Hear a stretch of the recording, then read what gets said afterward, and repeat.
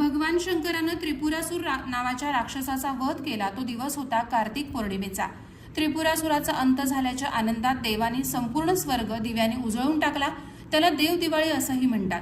कार्तिक पौर्णिमेचा दिव्यांचा उत्सव रत्नागिरी शहरातील विविध मंदिरांमध्ये मोठ्या उत्साहाने साजरा करण्यात आला। त्यामध्ये रत्नागिरीतील 12 वाड्यांचे ग्रामदैवत श्रीदेव भैरी मंदिरात आणि मंदिराच्या प्रांगणात दीप उजळवण्यात आले होते। श्री काशी विश्वेश्वर मंदिरात, श्री शंकराच्या मंदिरात आणि प्रांगणातील दीपमाळ उजळवण्यात आल्या होत्या। गुढेवठार येथील एकमुखी दत्त मंदिरातही दीपोत्सव साजरा करण्यात आला। दिव्यांच्या प्रकाशात श्री दत्तगुरूंचे मुखकमल तेजोमय दिसत होते। तर प्रतिवर्षीप्रमाणे याही वर्षी श्री शिवप्रतिष्ठान हिंदुस्थान रत्नागिरीतर्फे शिवतीर्थ मारुती मंदिर सर्कल येथे समस्त रत्नागिरीतील नागरिकांच्या उपस्थितीत 600 दीप प्रज्वलित करून दीपोत्सव साजरा करण्यात आला। नागरिकांनी शिवप्रेमींनी यात उत्साहाने सहभाग घेतला होता।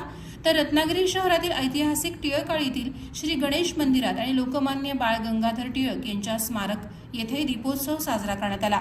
येथे स्थानिकांनी पावसाची भीती असतानाही उत्साहाने यात भाग घेतला होता। करमरकर, आपण टिळकाळी आणि टिळक जन्मभूमीमध्ये आहोत आणि यावर्षी आमचं गणेशोत्सवाचं टिळकाळी गणेशोत्सवाचं हे 100वा वर्ष सुरू झालेलं आहे। पूर्ण वर्षभर आम्ही विविध कार्यक्रम करणार आहोत। त्यातलाच एक हा पहिला कार्यक्रम आहे जो दीपोत्सव आहे। त्रिपुरीला आम्ही आज साजरा करतोय। टिळकाळीकरांनी जवळपास सगळ्या महिला वर्गांनी आणि लहान मुलांनी याच्यात सहभाग घेतलाय। सकाळपासून सगळी कामात आहेत। विविध ठिकाणी रांगोळ्या, दिव्यांच्या रांगोळ्या असे प्रकार केलेले आहेत। प्रत्यक्ष देवळाजवळ, त्याच्यानंतर इथे जन्मभूमीमध्ये टिळकाळीची जिथे सुरुवात होते त्या ठिकाणी असं सगळी तरुण मुलं मुली सगळ्यांचा सहभाग यामध्ये आहे।